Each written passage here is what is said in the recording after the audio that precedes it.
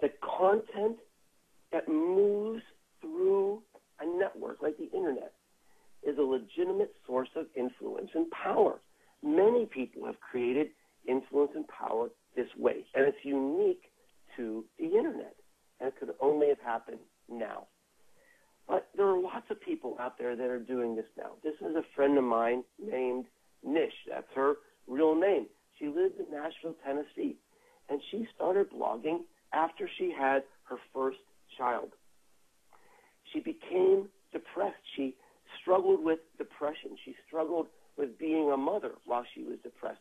So she started to blog and express her feelings, and her passion and her compassion just caught on with people. And the same type of thing happened, only through her words that were moving through the internet. She created an audience of tens of thousands of people. But it wasn't just mothers. It was organizations like World Vision. And World Vision said, Nish, we love what you're doing with your blog. We love this community that you've built. People are listening to you. You're having an impact on people. We want to take you to Bolivia. Now, this is just a stay-at-home mom, who's struggling with, how to raise her kid through her illness. And now she's being sent to Bolivia because they said, we want you to look at the conditions of the orphanages in Bolivia. We want you to write about this so people can become aware of these conditions. So she went, and through her blogging, she got 150 children sponsored through World Vision. Now, I know you're probably thinking, this is really interesting.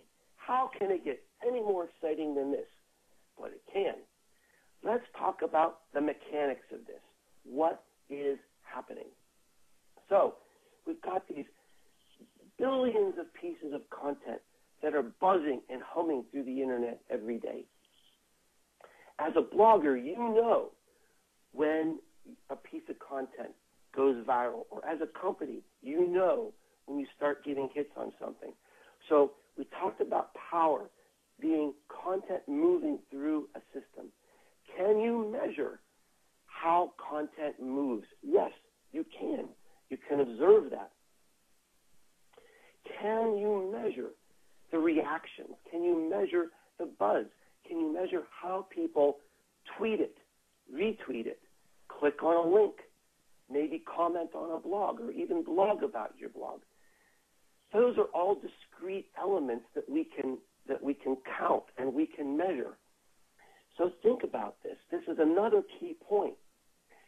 If influence today on the internet is being created by our ability to create content that moves and creates a reaction, to the extent that we could measure this content actually moving, and we can measure this buzz, we could begin to quantify influence on a mass scale for the first time.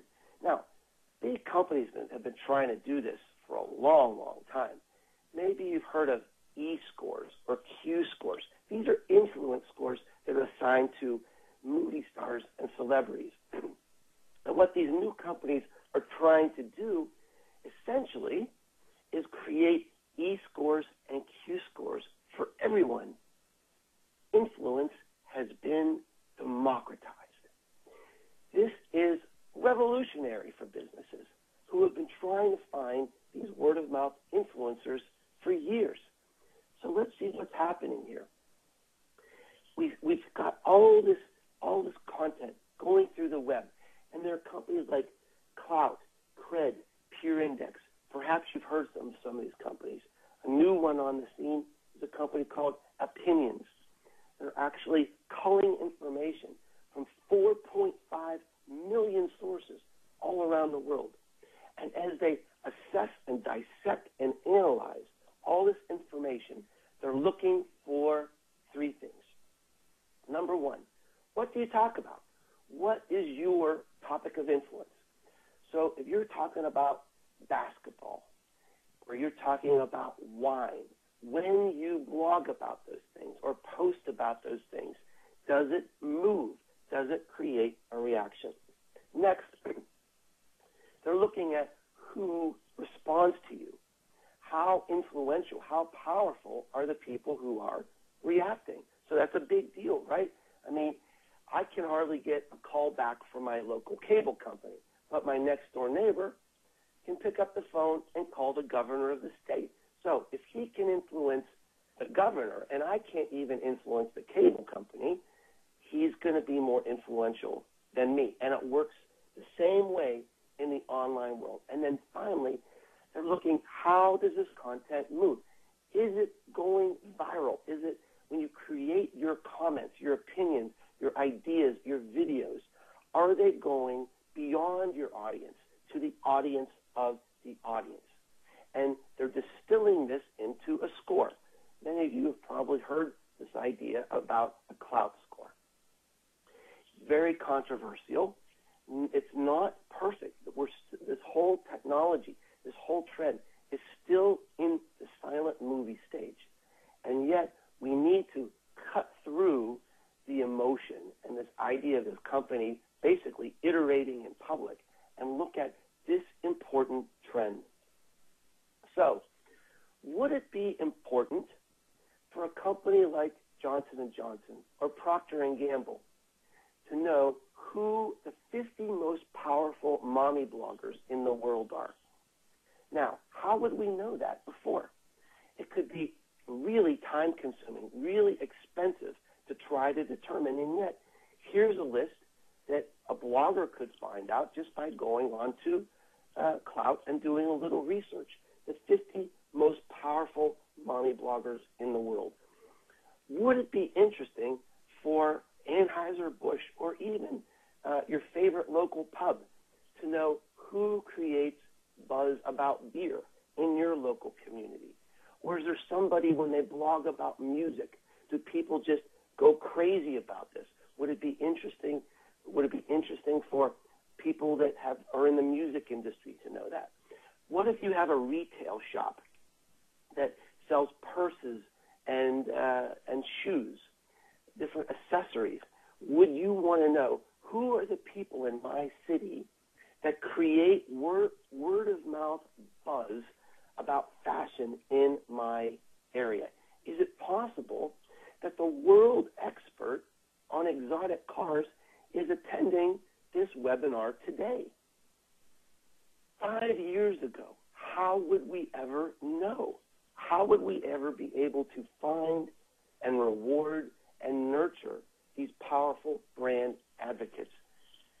Basically, this is creating an entirely new marketing channel. And it's coming at a pretty good time because some of our traditional marketing channels are going away. And you look at this chart, for example, adjusted for inflation, advertising revenues have fallen off a cliff. They're back to 1950s levels. So this is a really important concept. Brands aren't necessarily reaching out to these stars anymore, the sports stars, the TV stars, the movie stars, the people that you traditionally think of celebrities and influencers. This is the new face of influence. This is my friend Calvin Lee. If you want to give him a shout out, he loves to hear from people. His Twitter handle is @Mayhem Studios. But Calvin is the new face of influence. He's a graphic designer. He works for the city of Los Angeles. He's painfully shy. When I interviewed him for my book, I could hardly get 2 sentences out of him. He said, Mark, I was never really very outgoing. I wasn't really popular in high school. And yet I found a way through the social web to connect with people my way on my terms. 41, never been married, didn't get a college degree. He went to a trade school. So he's not really your typical idea of somebody famous, right? Now, on his Twitter bio, he describes himself as a social media hoe. He has a massive presence on the social web. On Twitter alone, he tweets on average 200 times a day. And this guy can move content because people love him. he's so nice, he's so helpful, he's so friendly. He told me that he considers his social media audience almost like his customers. He's got 80,000 people following him on Twitter. And he said, I almost consider myself being in customer service. I want to see how I can help these people. Do they need me to move their content? Do they need my help in some way? Do they need me to help give exposure to some charity that they're involved with? So he's creating his power and influence simply because he's so nice and he's helping people. Now, in a world where the average Klout score is 19, 30 means you're doing pretty good, and 50 puts you in the 95th percentile, Calvin is an 80. And as you can see by his new avatar, it might be getting to his head a little bit. So let's look at what's going on here. When Audi introduced the new A8 into America, they didn't call George Clooney. They didn't call Brad Pitt. They called Calvin. They said, hey, Calvin, take our new sports car, take it for a test drive for a week. Take it on a road trip up the coast of California. So he did. And, of course, what did Calvin do? He tweeted it like crazy. He posted pictures and stories on Instagram and Facebook and created a lot of buzz for this beautiful automobile. The House of Blues invited him to a special celebrity event in Las Vegas and gave him a suite at a Las Vegas hotel. VH1 said, hey, Calvin, we want you to come hobnob with the celebrities and artists at the VH1 Awards, and we want you to bring 7 of your friends. Because VH1 realized if you're going to create some excitement for an influencer, it better not be something sucky. It better be something that's going to create conversation, that's going to create buzz. And one of the things I write about in my book is some of the sociological implications of this. You can see how this could almost create a social media caste system as this stuff goes mainstream, because some of the gifts that these companies are giving are incredible. Flights, vacations, clothing and merchandise and gaming systems. And I experienced for the first time Klout envy at South by Southwest when Calvin got tickets to go see Jay-Z and I didn't. So isn't this amazing? This could have never happened before. And that's why it's so important to start learning about this now. 5 years ago, this never could have happened. It only could come together like this in the last 2